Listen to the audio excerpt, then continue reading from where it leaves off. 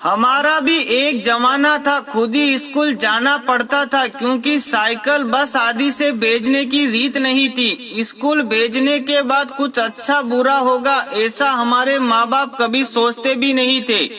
उनको किसी बात का डर भी नहीं होता था। पास ना पास यही हमको मालूम था। परसेंटेज से हमारा कभी संबंध ही नहीं था। ट्यूशन लगाई है ऐसा बताने में भी शर्म आती थी क्योंकि हमको डपोर संघ समझा जा सकता था। किताबों में पीपल के पत्ते, विद्या माता के पत्ते, मोर पंख रखकर हम होशियार हो सकते हैं ऐसी हमारी धारणाएं थी। कपड़े की थैली में, बस्तों में और बाद में एल्यूमिनियम की पेटी में किताबें कॉपियों को बेहतरीन तरीके से जमा कर रखने में हमें महारत हासिल थी। हर साल जब नई क्लास में बस्ता जमाते थे उसके पहले किताबें कॉपी पर ऊपर रद्दी पेपर की जिद चढ़ाते थे और ये काम एक वार्षिक उत्सव या त्योहार की तरह होता था।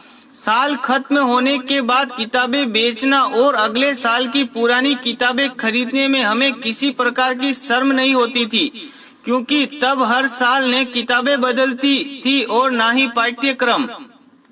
हमारे माता पिताजी को हमारी पढ़ाई का बोझ है ऐसा कभी लगा ही नहीं। किसी दोस्त के साइकिल के अगले डंडे पर और दूसरे दोस्त की पीछे कैरियर पर बिठाकर गली गली घूमना हमारी दिनचर्या थी। इस तरह हम ना जाने कितना घूमा होंगे। स्कूल में सर के हाथ से मार खाना, पैर के अंगूठे पकड़कर खड़े रहना और कान लाल होने तक मरोड़े जाते वक्त हमारा ईगो कभी आड़े नहीं आता था। सही बोले तो ईगो का क्या मतलब होता है ये हमें मालूम ही नहीं था। घर और स्कूल में मार खाना भी हमारे दैनिक जीवन की एक सामान्य प्रक्रिया थी। मारने वाला और मार खाने वाला दोनों ही खुश रहते थे। मार खाने वाला इसलिए क्योंकि कल से आज कम पीटे हैं और मारने वाला इसलिए कि आज फिर हाथ धो लिए। बिना चप्पल जूतों के और किसी भी गेंद के साथ लकड़ी की पट्टियों से कहीं पर भी नंगे पैर क्रिकेट खेलने में क्या सुख था वे हमको ही पता था। हमने पॉकेट मनी कभी भी मांगी ही नहीं और पिताजी ने भी दी नहीं, इसलिए हमारी आवश्यकता भी छोटी छोटी सी थी।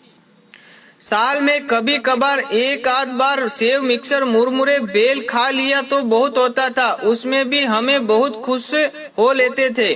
छोटी मोटी जरूरतें तो घर में की कोई भी पूरी कर लेता था क्योंकि परिवार संयुक्त होते थे।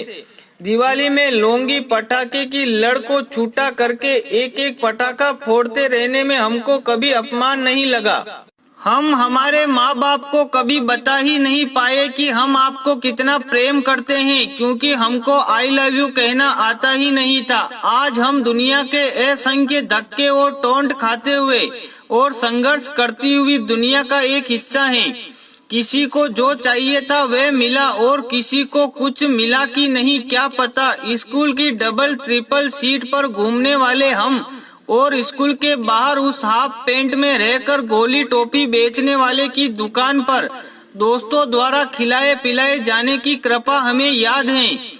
वे दोस्त कहाँ खो गए, वे बेर वाली कहाँ खो गई, वे चूरन बेचने वाली कहाँ खो गई पता नहीं। हम दुनिया में कहीं भी रहें पर यह सत्य है कि हम वास्तविक दुनिया में बड़े हुए हैं। हमारा वास्तविकता से सामना वास्तव में ही हुआ है। कपड़ों में सिलवटें ना पड़ने देना और रिश्तों में औपचारिकता का पालन करना हमें जमा ही नहीं। सुबह का खाना और रात का खाना, इसके सिवा टिफिन में क्या था हमें मालूम ही नहीं है। हम अपने नसीब को दोष नहीं देते। जो जी रहे हैं वे आनंद से जी रहे हैं और यही सोचते हैं और यही सोच हमें जीने में मदद कर रही है। जो जीवन हमने जिया उसकी वर्तमान से तुलना हो ही नहीं सकती। हम अच्छे थे या बुरे नहीं मालूम पर हमारा भी एक जमाना था। दोस्तों, कहानी अच्छी लगी हो तो कमेंट में जरूर बताएं और कहानी को ज्यादा से ज्यादा शेयर करें। फिर मिलेंगे एक छोटी सी प्रेरणादायक कहानी के साथ। जय हिंद, जय भारत, जय श्री राम, हर हर महादेव।